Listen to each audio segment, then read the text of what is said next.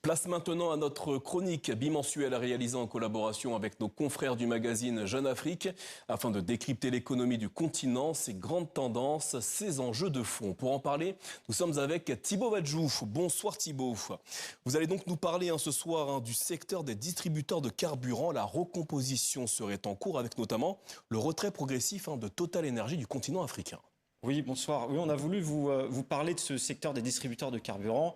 D'abord parce qu'évidemment, il y a l'actualité du détroit d'Ormuz qui provoque de graves problèmes d'approvisionnement pour les nombreux pays africains. Et puis, c'est aussi un problème, une épreuve pour les distributeurs de carburant.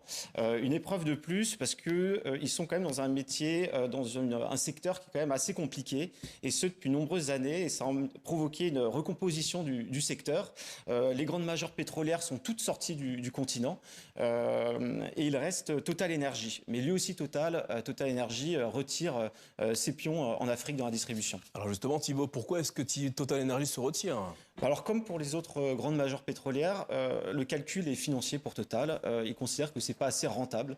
Les coûts sont élevés, les marges sont faibles. Donc pour Total, il faut s'intéresser aux grands projets rentables.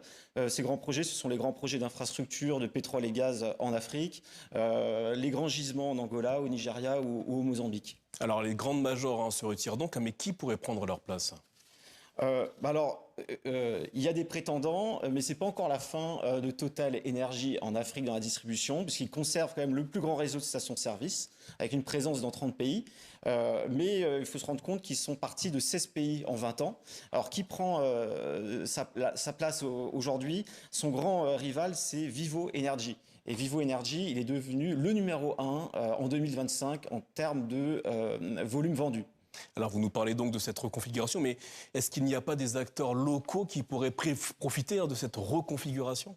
Oui, il y a des distributeurs locaux. On peut penser au groupe marocain Aqua, qui a repris les stations, qui est très implanté évidemment au Maroc, mais qui a aussi repris les stations de Total Energy en Mauritanie. Au Sénégal, il y a Elton Oil, qui est très présent, qui domine le marché national, mais qui grossit dans les pays voisins. Les financiers aussi ont profité de ce mouvement. On peut penser à Idrissa Nassa, qui est un homme d'affaires burkinabé, qui est très actif dans les banques, l'immobilier, l'industrie, les mines. Et il a fait une entrée remarquée en 2025 sur le carburant, en reprenant justement le réseau de Total Energy au Burkina Faso. Et donc, est-ce que ces acteurs peuvent mieux s'en sortir que Total Energy ? Alors, pour les acteurs locaux, il faut dire que ça reste quand même assez compliqué.